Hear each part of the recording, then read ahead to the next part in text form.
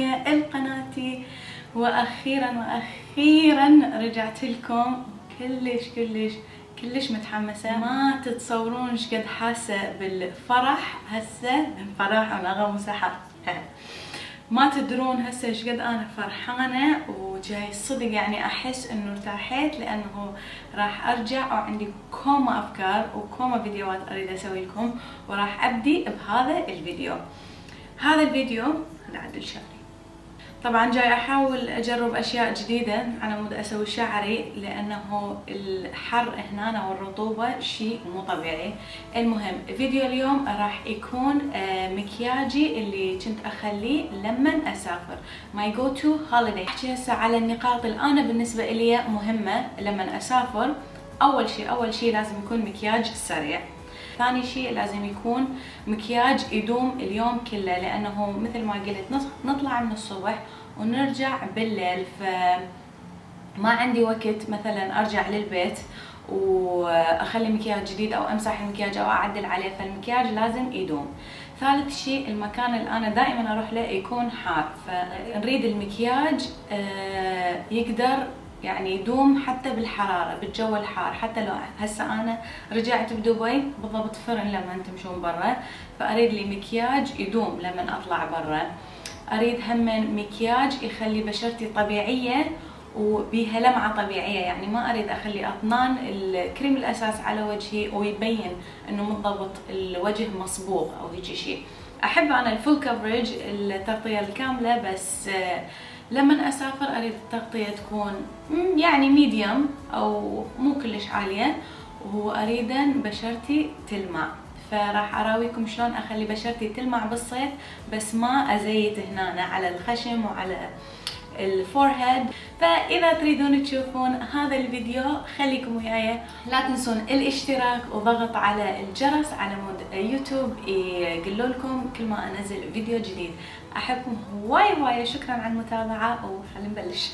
جاي اجرب اشياء جديدة لشعري لانه كارثة الرطوبة، فخليت هذا الباند بلكي يساعدنا. شنو رايكم؟ لان دائما تحجون على شعري، والله مرات اسوي وبس اقعد اصور يكفش. خلينا نشوف ايش راح يصير. اول شيء راح ابلش بمثبت ادري بيه كلش زين ومو كلش غالي. انا جربته صار لي يمكن شهرين استخدمه وبس، هو اللي اخذته وياي بالسفره، وهو هذا الانجل فيل من نيكس او NYX. كلش حلو، اسمه سكين بيرفكتنج برايمر، وهذا ما بيه زيت، اويل فري، فالبشرتي كلش احسه حلو ويخلي المكياج يزيل اكثر. فراح اخذ تقريبا هالقد واوزعه على الوجه كله، وهذا راح يساعد المكياج مالتي يظل بمكانه وما يسيح. بين ما انتظر البرايمر يمتص الوجه مالتي اروح واسوي حواجبي. راح استخدم القلم من بينكي جوت، كلش حلو، شايفيني استخدمه قبل. يجي بيه من صفحة يجي بيه مثل المشط مال الحواجب، والصفحة الثانية هي بالقلم. وبالنسبة لي انا لما اسافر ما اريد اسوي مكياج كلش غامق او ثقيل، فحواجبي اخليهن او احاول ارسمهن طبيعيات شوي اكثر، يعني ايش قد ما اقدر. انا بصراحة ما انظف تحت حواجبي بالكونسيلر، بس لانه شوي فيديو بصراحة استحيت من عندكم. راح اخذ شوية كونسيلر، اي كونسيلر خافي عيوب عندكم، وتاخذون فرشة هي تجي كلش فلات ضعيفة، وبس تنظفون تحت الحاجب على مود الشيب مالته يطلع شوية احسن، يعني يطلع شوي مرتب اكثر. هسه راح ابلش بمكياج الوجه اللي هو راح يكون كلش سمبل، كلش سمبل. اكيد اشتاقيتوا لي وانا اقول كلش. راح استخدم اليوم بس خافي عيوب فقط. احنا كنا مسافرين 3 اسابيع، يمكن حطيت كريم اساس مرة واحدة، الله لا يكذبني، مرة او مرتين ب3 اسابيع انا ما مستخدمة اي كريم اساس. وكنت اصور لكم بالانستغرام فشفتوا بشرتي وهواية علقوا علي انه مكياجي كلش حلو، ويعني يريدون يشوفون شلون اسوي هذا المكياج. فاللي راح اراويكم اياه هو بالضبط هذا الشيء اليوم. راح استخدم خافي العيوب من ميبلين اللي حاكيه عليه يمكن 100 مرة. دراج ستور برودكت من ميبلين، سعره بديع رهيب يخبل، تغطية مالته رائعة. اسمه الميبلين انستنت ميبلين انستنت ايج ريوايند اريسر دارك سيركلز تريتمنت كونسيلر. وانا لوني فير، راح اخلي بس تحت عيوني هنا. انا عندي منطقة مثل الغامقة شوي، فتحت العين هاي نريد نخفيها.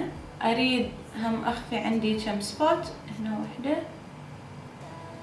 بنفس الوقت راح اخفي العيوب مالتي، وراح هم اسوي مثل الهايلايت. فراح اخذ هنا لان دائما عندي شوية حمار وعلى القصة، وما راح اخلي اي شيء على الانف لانه رايحين مكان حار. فاذا كل ما تخلون منتج اكثر كل ما راح يزيت بسرعة. وعندي حباية هنا طالعة اذا تبين لكم. مع السلامة. ثاني شيء راح اسويه وهو الخطوة الاهم بهذا المكياج على مود يطلع المكياج كلش صيفي والبشرة تلمع، هو هذا المنتج الفارسالي جيلي بيم، اسمه إلومينيتر ولونه جليزد. هذا شنو؟ هذا بالضبط إضاءة هايلايتر بس يجي على شكل جيلي. إذا تشوفون أنا دائما أخذ من القبق بصراحة لأن ما أريد يكون كلش هواي، لأنه هذا البيجمنتيشن مالته مو طبيعي. حتى صار هواي. أخذ شوية بصبعي وأخليه على أعلى مناطق بالوجه بالوجه، خلي شوية على الأنف، كيوبيد رول هنا حتى فوق الكونسيلر على المود. بعدين لما ندمجهن صار هواي هنا هيلب. لما ندمجه البشرة يصير بيها مثل اللمعة كلش حلوة. جبت البيوتي بلندر، راح أبلش بس أدمج كل شيء على وجهي، وأدمج على مود أغطي بالضبط كل الحمار اللي بوجهي، بس ما أضيف أي برودكت. ومثل ما تشوفون اللي باقي عندي بالبيوتي بلندر أخليه على الأنف. بس أخلص أخذ بودرة، أي بودرة عندكم. أنا هاي راح أستخدمها ترانسبيرنت ستاي مات من ريمل، أخذها بنفس البيوتي بلندر. أخذ هيجي شوية وأثبت الكونسيلر تحت عيني على مود شنو؟ على مود لا يخطط، لأنه أنا بشرتي دهنية. شوية راح أخلي على الحنج ومن هنا، لأنه دائما بشرتي تصير كلش دهنية على التي زون مالتي. الخطوة التالية راح تكون البرونزر اللي هي البودرة السمراء على مود نرجع شوية حيوية لوجهنا. جسمي ووجهي أبد مو نفس اللون، فلازم نسوي ماتش. راح أستخدم البهاما ماما، فحتى أخليه على إيدي أول، وبعدين شوية أبني اللون ببشرتي. شوفوا الفرق بين هاي الصفحة وهاي الصفحة، شلون هاي الصفحة أكثر مبينة أضعف ومبينة هيك شوية بيها حيوية أكثر. أخلي على الهير لاين شوي أشتغل. للبلاشر أو أحمر الخدود راح أستخدم هاي الباليت من NYX، اسمها التوي، ما أعرف أحكي اليوم. اسمها سويت تشيكس بلاش باليت. الألوان مالتها تخبل بصراحة، كنت ماخذتها وياي بالسفرة. راح أستخدم هذا اللون مثل البرتقالي، وهذا اللون اللي شوية على وردي أكثر. راح أدمجهم الاثنين وأخليهم على وجهي، بس أريد هيجي شي فاتح شوية على الأنف منه ومنه. كهايلايتر راح استخدم هذا الهايلايتر من ميبلين، اسمه الماستر كروم ولونه مولتن جولد رقمه 100. او ماي جوش هذا يجنن، يخبل بديع. تصدقون هو هذا الوحيد اللي اخذته وياي هايلايتر اضاءة. هبة تاخذ بس واحد، بس هذا اخذته وياي بالسفرة. لونه يخبل وكلش هيجي قوي يلمع. شوف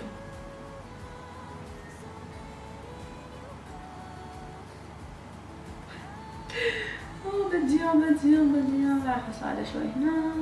وصلنا وين؟ وصلنا للعيون لانه خلصنا من الوجه. دائما انا لما اخلص من الوجه اخذ شوية فيكس بلس بس على مود كل شيء يندمج سوية وارشه على وجهي. خلنا فيله شوي. الله، هوا هوا هوا. طار شعر طار شعر. راح اخذ نفس الكونسيلر استخدمه كشنو؟ كمثبت للظلال. راح اثبتها بشويه بودره حره نفس البودره اللي استخدمتها من ساعه من ريمل. بس على مود لما نخلي الالوان ما يلزق شيء. استخدمت اول شيء لون شلون شويه بني فاتح على ترابي. هذا اللون استخدمته. هذا راح اخليه فوق كسرة العين بس على مود مثل اللي نسوي كونتور شوية للعين. بس نبني لون وبسرعة، ما نريد اي شيء يعني يكون هيجي بيرفكت، بس نريد نخلي شوية لون على العين. بعدين على مود كنت اسهل على نفسي اخذ بس اللون اللي تحته اللي هو هذا، يصير شلون لون المسترد السيناب هيجي شوية بني على اصفر شلون هيجي. يمكن هذا اللي سمته اللون بيوكي اتصور. فالمهم راح اخذه بنفس الفرشة واخليه شوية تحت اللون الاول. هذا راح يصير تقريبا على كسرة العين. راح هذا هيك مكياج يعني خاصة مكياج العيون مو بس اخليه لما اسافر، اذا عندي طلعة وما عندي وقت هيك بسرعة. هسه عندنا خيارات. تقدرون تخلون العيون هيجي، تقدرون تخلون مثلا كم مرة استعملت لون ذهبي او هيجي لون شوية شامبين على برتقالي، بس اكثر الاحيان كنت اخذ لون اغمق. لو هذا الكلش احمر، لو هذا اللون اللي شوية يصير على شلون روستي، ما اعرف لون بالضبط مزنجر. هو هذا الشيء اللي اقدر اقول لكم اياه، لون بالضبط مزنجر. اخذه ب هيك فرشة كبيرة وراح استخدم اليوم والله يا لون خل اشوف عيوني. راح استخدم هذا اللون الزنجار، ما اعرف شنو يسميه الواحد، بس هيك روستي. هذا راح اخذه وراح اخليه على الجفن المتحرك، على كامل الجفن صبرتي، وادمجه ويا الالوان اللي خليناها على العين. واذا اريد شويه بس انزل هذا اللون نفسه تحت العين، نص العين مو كامل. راح استخدم هذا اللون من الباليت، ما اعرف اسمه بس ثاني لون باول توب رو. راح اخليه مثل الاضاءة على مدمع العين اول شي، لان هواي خلينا اغاني هواي خلينا الوان غامقة، فنريد شي يفتح العين شوي. وتحت الحاجب على عظمة الحاجب. الماسكارا اللي راح استخدمها هي الميبلين توتال تمبتيشنز ماسكارا، كلش حلوة وتطول الرموش وتعطي كثافة. ما فيفرت. اخر كم خطوة راح يكون نسيت اخلي كحل بعيني. راح استخدم هذا اللون الاحمر من مارك جايكوبس اسمه فاين واين، يخبل. راح اخليه بداخل عيني. راح اخلي سيتنج سبراي مثبت جيرارد كوزمتكس سلاي اول داي. راح بس اغطي عيوني لان الماسكارا بعدها ما ناشفه.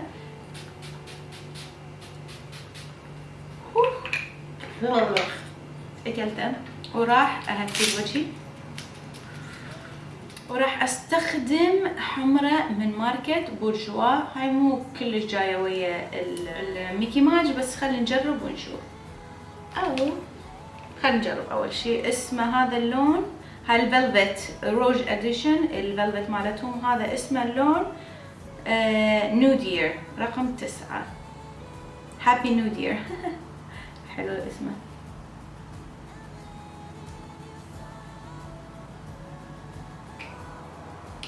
يراد له شي بعد شوية أكثر أحمر أتصور. قدامي هاي من ذا بالم اسمها دوتينج. راح أخلي بس شوي. وهاي هي، هذا الفينيشد لوك. ياي خلصنا أول فيديو صار لي أمثله شنو؟ أول فيديو أصوره مقرن.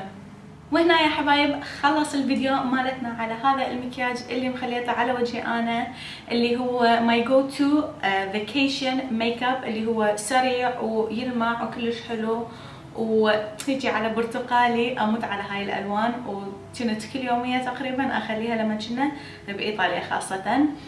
فحبيت بس اشكركم على المتابعة وعلى شوفتكم لهذا الفيديو، وكلش فرحت انه راح ارجع لكم ان شاء الله بقوة مثل كل مرة. اذا حبيتوا هذا الفيديو لا تنسون تحطوا thumbs up، تسوون لايك لهذا الفيديو، اشتركوا بقناتي وقولوا لكل اصدقائكم يشوفون فيديوهاتي ويشتركون بقناتي. وشكرا على متابعتكم، احبكم هواية واشوفكم بالفيديو الجاي.